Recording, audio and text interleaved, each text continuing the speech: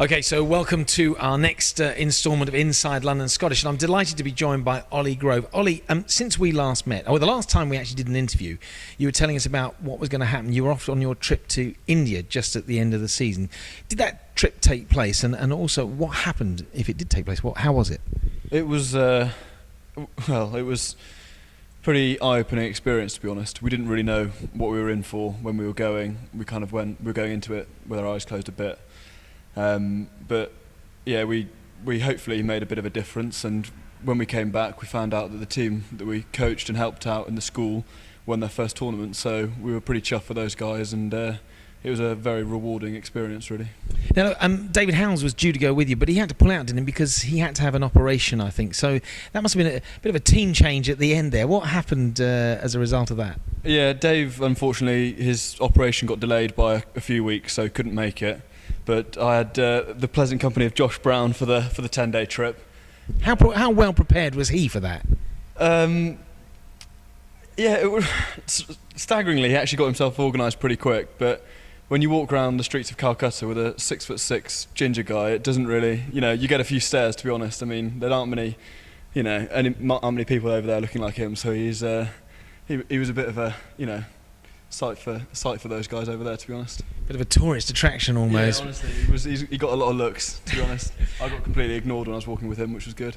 Very good. But what did you actually do? I mean, I know you were coaching, but some of the things you saw, did you? There must have been some very moving things that you saw out there. Yeah, there was.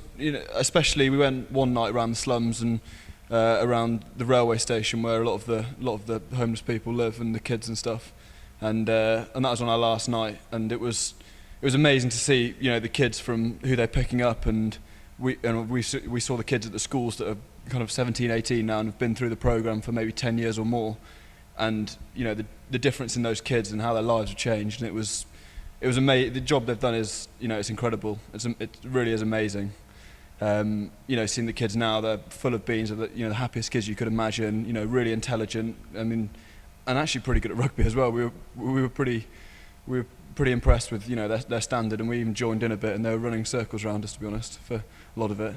Don't worry about next season, obviously, everybody. You've had a bit of coaching since then, have you? Yeah, we're all right. I mean, I've lost a bit of weight, but hopefully I've got it back, and I put it down to the 40-odd degree heat. The reason they're running around us, because I think my lungs gave up after about 2 minutes, to be honest, whereas they kept going for about an hour and a half, which was pretty staggering.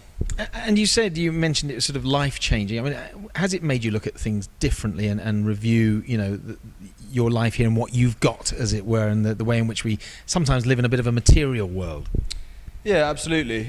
When we visited the homes and stuff in the evening, and we saw kind of how little they had in terms of, what they had, and they obviously, I know we take for granted things like TVs and things like that to entertain ourselves, but they kind of only had each other, and they all got on so well, and they were such a tight-knit group, and it kind of hits home on what's really important, to be honest, and what you need, and we don't need half the stuff that we treat ourselves to here, and even though it is nice, and we'll probably all continue to do it, it's it does highlight what's important and what's necessary, as it were. So I'd say that was the main thing, and how close they were as a group, and how much they looked after each other when they needed to.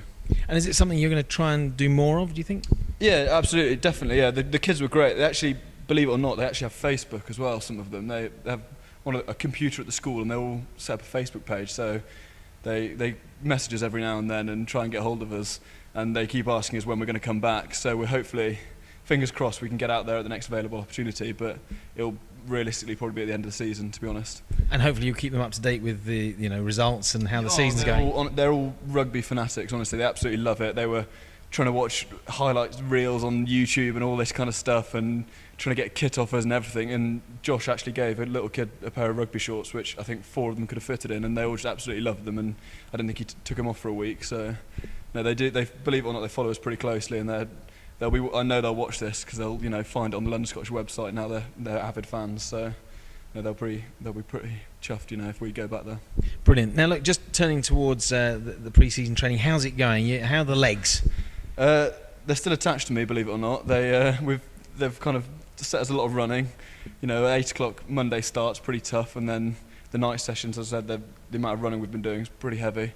But I think we've got a 4-week block and then a nice week off and hopefully things get a bit easier after that. Is my hope. Brilliant. And looking forward to next season? Oh yeah, I think everyone's really excited. You know, you have a break from games, and everyone's eager to get back into it. To be honest, and I think early September when the first game starts, I think everyone will be raring to go.